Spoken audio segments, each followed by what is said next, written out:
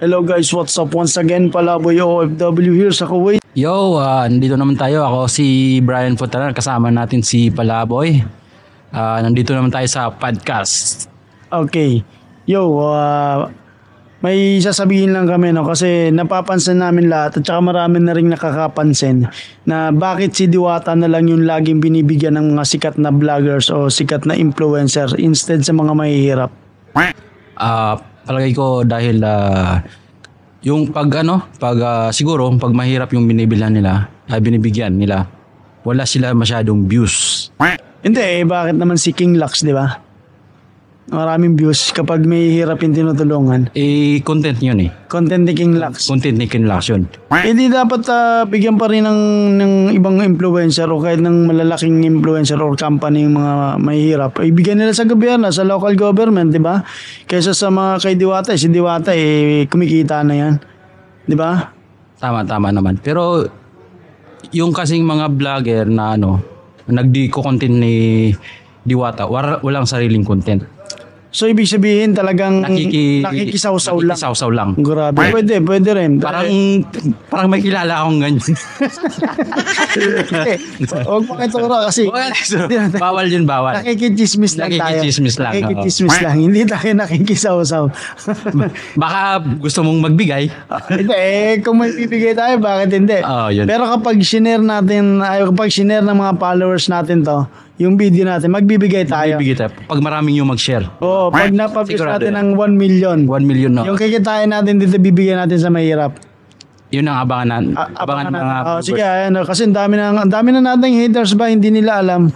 Tinutulungan natin si Diwata mag-promote ng business. Akala nila sinisiraan natin si Diwata. Akala nila nakisawsaw lang tayo. Hindi tayo nakikisawsaw. May trabaho tayo, tignan mo. Tingnan naman. Lapit ng trabaho namin dito. Nandito tayo sa AAB lang kami World. dito, nasa AAB World kami, no? Hindi kami nakikisawsaw. Ano pa? Ay, nako. Mga OFW tayo. OFW kami rito. May trabaho din naman kami. Hindi kami yung talagang nakikisawsaw or basta content creator lang. Hindi kami basta-basta, no? Diba? Tama.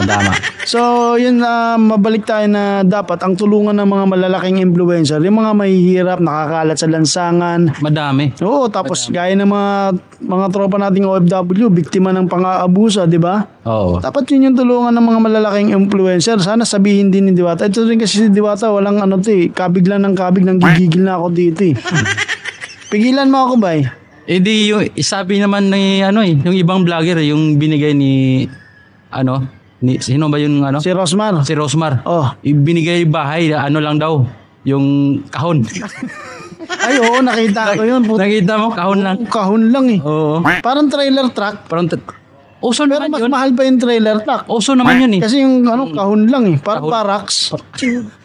Di so mag-iinit yun. Mainit yun. Dapat binigyan lang si Diwata ng gastos ni Rosmar eh. Dapat may kasama na din aircon. Oo, kasi kung magbibigay ng bahay dapat sa ibang location, house and lot. Hindi dun sa area of business niya, parang barracks lang yun eh.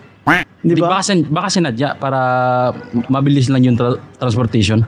Hindi kapag sinabi kasi pinagsigawan sa social media. Yun nga house and lot. Yung unang yung bagong yung bumugso na sumikat, house and lot talaga. House and lot. Pero nung nakita napansin ng mga mamamayan, ng mga netizen, barracks. Pero okay na rin yun. Pwede na kaysa sa wala. Kaysa wala, oo. Kaysa sa ilalim ka ng tulay. Diba? Oo. So, yun lang ba pero kung ako talaga mas maigi, ibigay na lang sa mga mahihirap na katulad natin. Madami bang nagbigay kay Marami, araw-araw, halos araw-araw yata may nagbibigay. Mga vlogger. Mga vlogger, halo-halo, may mga kumpanya, may mga basta mga artista, halo-halo eh. Dapat dito talaga sa mga sa mga mahihirap talaga yung nararapat yung worth. Kasi si Diwata kumikita na eh. Swerte. Oo. Kasi si Diwata meron na ngayon eh. Marami ng pera yan eh. Marami ng pera yan. Kumikita na yung negosyo niya eh. Kumikita na. Sabi nga ni yung influencer na Chinkitan. 500,000 daw daily. Daily? Oo, di ba? Tapos si Diwata pa yung bibigyan nyo ng kung ano-ano, di ba? Cash. Tapos mga goods. Ibigay nyo na lang yan sa mga mga nangangailangan talaga.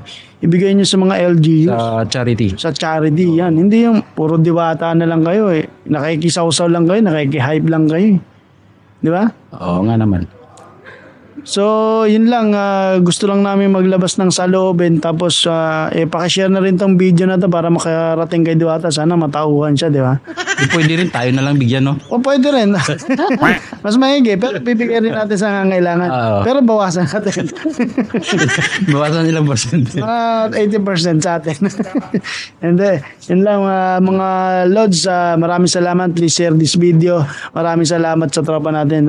Pinoy Vloggers Incoin 2.0 si Brian Puntanar.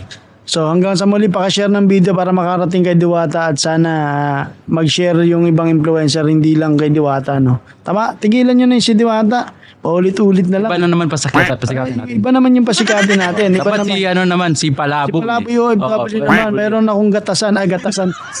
Meron akong paresan. Yan lang.